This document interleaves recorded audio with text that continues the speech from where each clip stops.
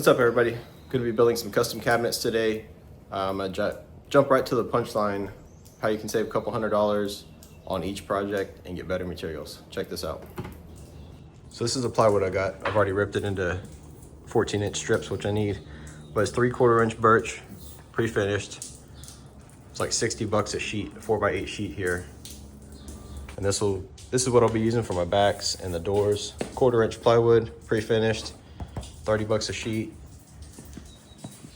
And then I've got Poplar 1x2s and 1x3s I'll be using for the face frames on the doors.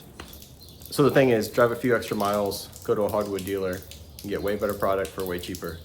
I'm gonna be building cabinets that are gonna go to a niche in the house. It's about 6 foot wide, 6 foot tall. I've already got my plywood ripped into strips. We'll start cutting those into pieces, get them assembled, and see what that process looks like.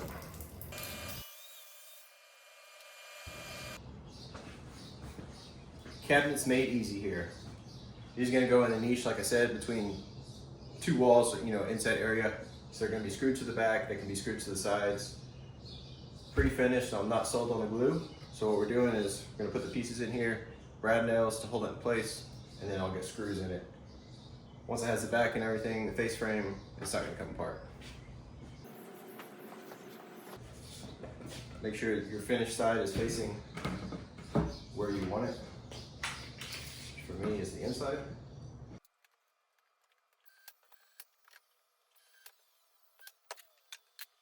Check for square. I'm just throwing this on the bench to keep the box from sliding around when I push on it. Got some 1 1/4 inch screws. I'll put 4 to 5 on each side, all the way around, and we'll get the backs put on.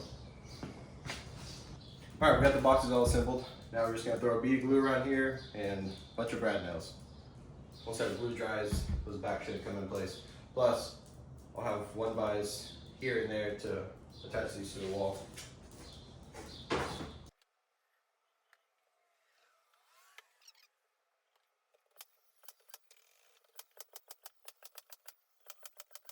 Typically I have to turn this all the way down so it doesn't shoot through the 1/4 inch. And put nails every 4 to 6 inches.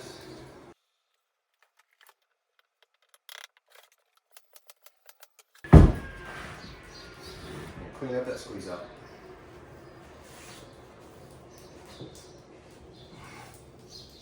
Try to go light on the glue so I don't get too much squeeze out, but sometimes it's a little inevitable.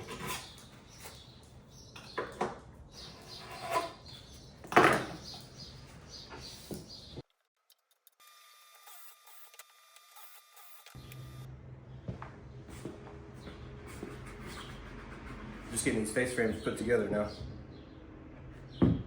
The 1x2 Poplar I showed you in the beginning. A little bit of glue, you don't need much. Just a little extra insurance, if anything, or assurance.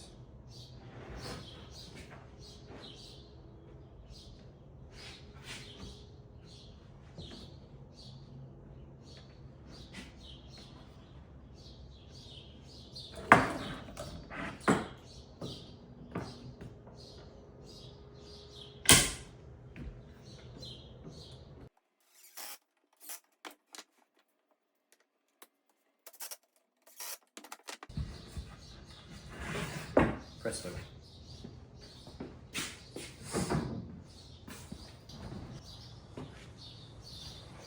Time to put the face frame.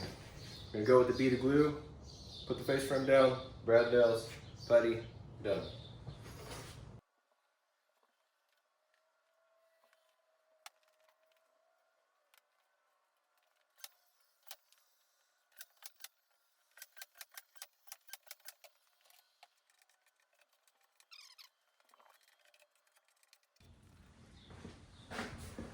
All right, we've got the boxes all assembled, got the face frames installed. Let's make the doors now. We're gonna go with shaker style rail and style shaker doors. 1/2 inch overlay hinges, so the door is gonna stick past the face frame 1/2 inch. So basically we'll add an inch to each measurement. 18 3/8, so we'll go 19 3/8 wide.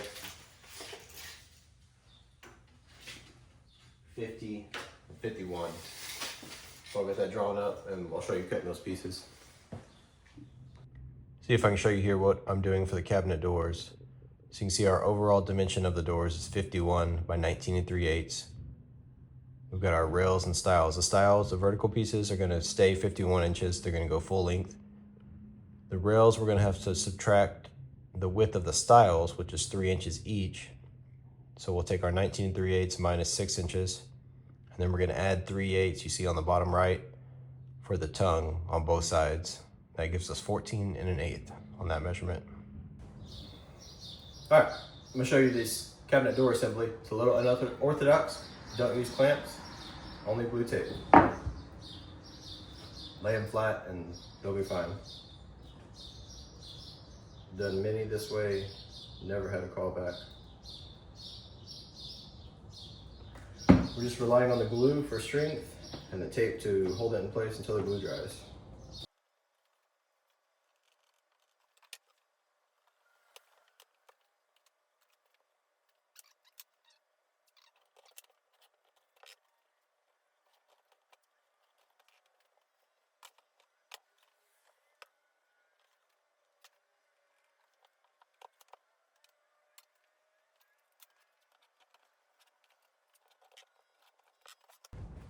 Now just put tape over the joint so they don't stick to each other, stack them flat.